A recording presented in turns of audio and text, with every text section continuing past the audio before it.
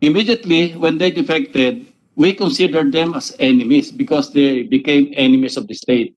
Now I'd like to ask you point blank, are you in the same, do you share the same sentiment regarding your members or former members?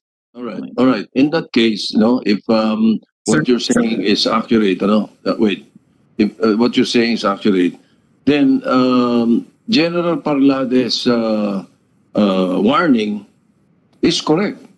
It has value. Mag-ingat yung mga sumasabi kasi doon tumatarget ng NPA. Doon sinasabi mo na siyempre sa mga aktivista sila mag-iimbita.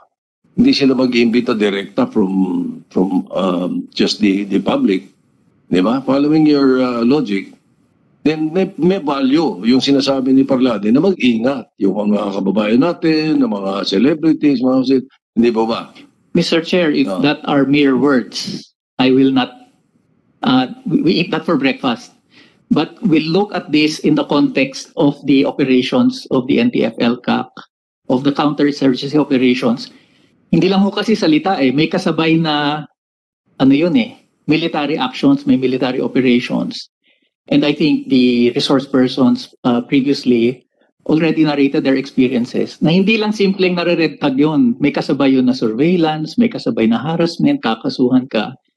And that is what we call red tagging. Not the simple words, but the totality of what is happening now.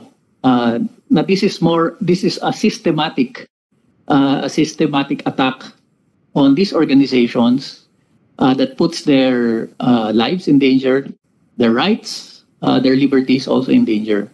Kaya ho malaking concern sa amin. Kung salita lang ho yan, wala kaming problema. But it's more than that, Mr. Chair. Mr. Chairman, General Speron, keep on. Yes, before I recognize Secretary Speron, napagit ko kanina si General Corpus saka si Tagamulila, Lieutenant Tagamulila.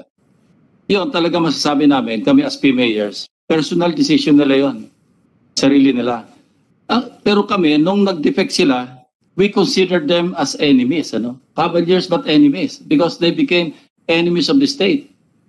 Ang tanong ko is, yung mga na-recruit yung mga members ng Makabayan, Anak Bayan, and so forth and so on, kinusuitan nyo ba sila na, kasi gobyerno na rin kayo Nakita nyo yung connection? Pareho tayong gobyerno because you became elected officials of the House of Representatives of Congress. So pareho yung situation natin. Are you ready to disown or denounce them?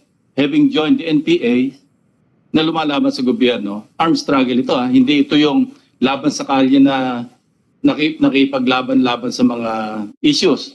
Ito, bakbakan ito, pumapatay ng mga sundalo, nag-extort ng pera sa mga may mga negosyo, sa mga kanayunan.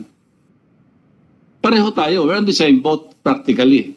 But what I'm trying to say is, kami, immediately when they defected, we considered them as enemies because they became enemies of the state. Now I'd like to ask you point blank, are you in the same, do you share the same sentiment regarding your members or former members who, sabi nga nila, sumampa do sa NPA para makipaglaban na gamit na armas? Please. Mr. Chair, definitely we do not consider them as enemies. Do not consider them as enemies. They are patay sila ng mga taong gobyerno, ng mga mayors, they are engaged in rebellion, Mr. Chair. They are conducting or committing an illegal act. But we do not judge them to be enemies. Ang tingin namin, ginawa nila yon because hindi sila nasasapatan. I'm sorry to say this, but I cannot reconcile. Anyway, I will not recognize Secretary Speron.